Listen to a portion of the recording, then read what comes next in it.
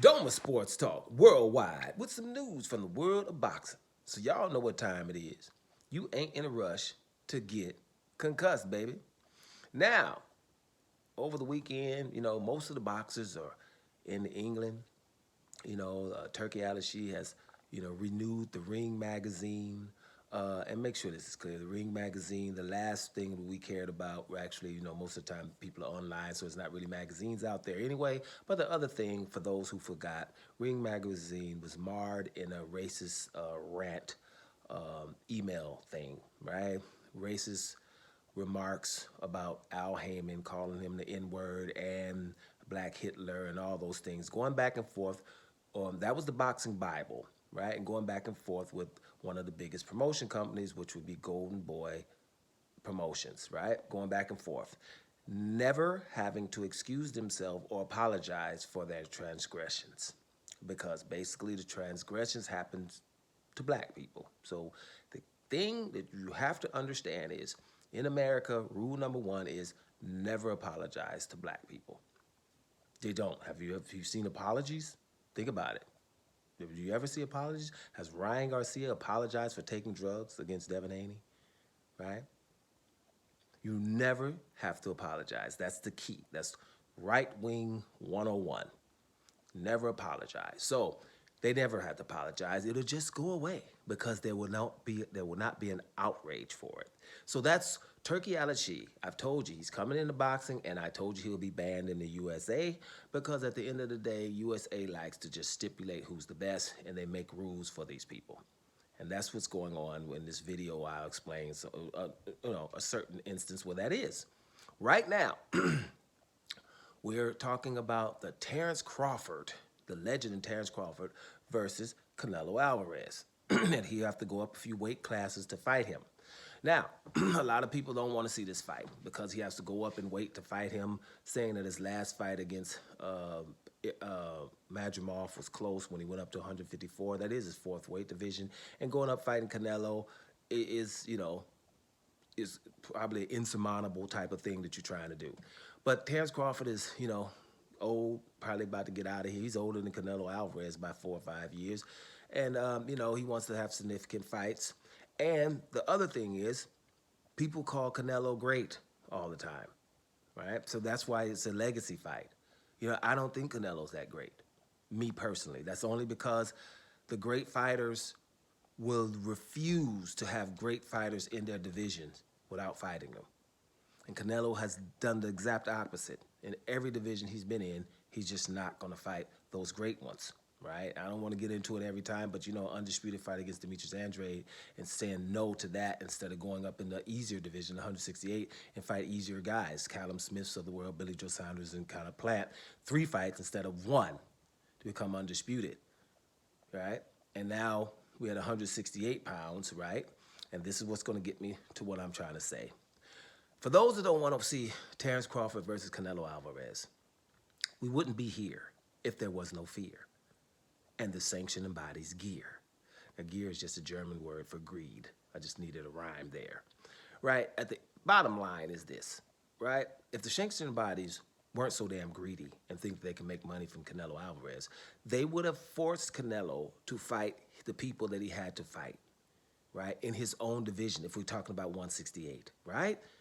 We weren't allowed to see Canelo versus the WBA's regular champion for 2.5, 3 years, which was David Morrell. Canelo refused to fight him. And then if you look at David Morrell, then you look at why, right? As soon as they moved David Morrell out of the picture, as soon as he, after 2.5 years, they let Berlanga have the title. Then Canelo fought Berlanga right away. The WBC basically stripped Benavidez, right? He gave Canelo the title without him even have to fight for it. Canelo refuses to fight Benavidez, even though the world wants to see that Benavidez fight. The world wanted to see the Morrell fight. The world wanted to see undisputed at 160 with your boy Demetrius Andrade. The world wanted to see Canelo versus Charlo at 160 when Charlo was his mandatory, but they come up with a franchise title. And don't get me started with that. The Charlo belt, the franchise title. was no title, just a designation, which was not transferable, but then they start transferring it with other people. It was a black belt keep away, right? And so those are the things that they do in daylight. So if Canelo had no fear, we would have already had Canelo versus Morrell. Didn't you think that's a great fight at 168? Canelo versus Benavidez. Don't you think that's a great fight at 168? Now, for those who think it's all okay and everything, something's wrong with you. Trust me, if you thought that's okay for him not to be able to have to abide by rules and regulations and sanctioning bodies just cheating for the man, right? These guys, David Morrell and David Benavidez, don't have an opportunity to fight for unification or undisputed, to enhance their legacy, because we're saying, hey, we're just going to let this guy, we're going to anoint him, and then call him great, knowing that he doesn't want to fight any of these guys, anybody hard around his divisions, picking other people, Yildirim's instead of these guys, Amir Khan's instead of these guys, Rory Fielding's instead of these guys. I'm daring to be great. I would like to go up to cruiserweight, but I ain't going to fight no Maurice Brides, no Alexander Usyk. I ain't gonna fight no Bataya or none of that. It was a guy in Makabu who had a belt real quick, right? Do you remember when he went up to 175? He fought Sergey Kovalev. Cool name, right? Sergey Kovalev coming off the Anthony Yard hard fight. He wanted to fight him with a very short notice so he could fight him in September, but waited till November and gave Kovalev all the money he wanted because it had to be Kovalev. Because you know what the option was? Demetrius Andrade for undisputed at 160 60 pounds. Undisputed, right? So those are the things he would take instead. When Yildirim came there, it was a mandatory for 2 weeks. I'm taking that real quick, right? Now, all of a sudden, William Skull, right? Because they took the IBF belt. Now I go back. I could be another undisputed by fighting William Skull because I'm not going to fight anybody hard. So now Terence Crawford is just a consolation prize. Well, could you at least fight Terence Crawford because he's so small? That's what's really going on here, right? Because here's the deal. Canelo go up to 175. He went up there to fight Bivol, right? He didn't know that Bivol was what it is. And then, right, oh, Bivol might be a little bit too big. Even though we all know Bivol's not that big. But Bivol said, and I told you guys then, Bivol was like, no, we ain't fighting at 175. Let me come down and fight for your belts at 168. And Canelo didn't want to do that either. And I told you, hell no, he's not doing that because the excuse is gone. And Bivol could get some legacy. And Canelo's not about passing legacy to anyone else. He likes the fact that you guys are giving him legacy without him earning it. And so therefore, I ain't giving no legacy. What if I fight Demetrius Andrade at 160? Then he's undisputed. I'm not having that. What if I fight Morrell at 168? Then he's undisputed. I'm not having that. Benavidez, these guys beat me.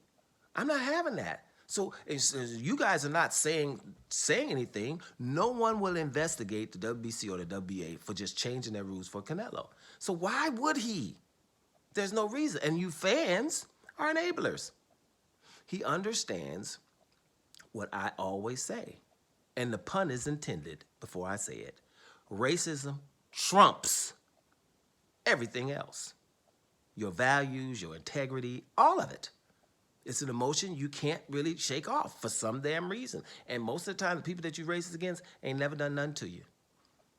You never had any instance or a problem or something with them. You just hate them because somebody told you to. Or you're jealous of something. That's another thing. You know, sometimes envy is, let me tell you, envy just started a whole lot of stuff. Some people thought it started mankind. Envy is something. So you got those things popping off and you can't do nothing about it. But let me tell you, don't hate on the Terence Crawford versus Canelo fight because that's all we got. If you don't want that, then we're going to have the William Skulls of the world and Canelo start to just look for stuff that's easy, right? That therein lies turkey out of sheep. I don't think no damn Canelo versus Crawford, that Canelo should be getting no damn $100 million for that fight. $30 million. Tops. Why we all that $100 million? Man, they get all that money to fight some small dude, just 38 years old. Why? To pay a 38-year-old smaller guy? Why would we want to pay so much money for that? You know what I'm saying? But I think that's ridiculous. To even ask for it. The Canelo asked for stuff in broad daylight. You know, I'm like, Hey, I'm going to call Demetrius Andrade a horrible fighter in broad daylight. And everybody who watches boxing knows damn well that ain't no horrible fighter. I'm going to ask to fight Mukabu in broad daylight. I'm going to ask to fight Yildirim in broad daylight. I want Belanga now, even though I didn't fight Morrell for all those years at the WBA. Now all of a sudden they replace him in broad daylight, and then he wants to fight the guy they replace him with, right?